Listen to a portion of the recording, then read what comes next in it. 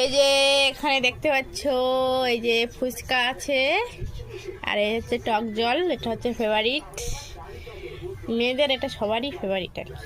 আর এই হচ্ছে আলু। চলো এবার ফুচকা খাই, কে কে খাবে চলে আসো। আর ফুচকা দেখে কার কার লোভ লাগছে কমেন্টে জানাও।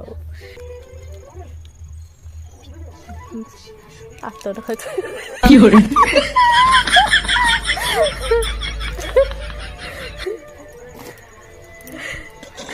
মাথায় উঠবে।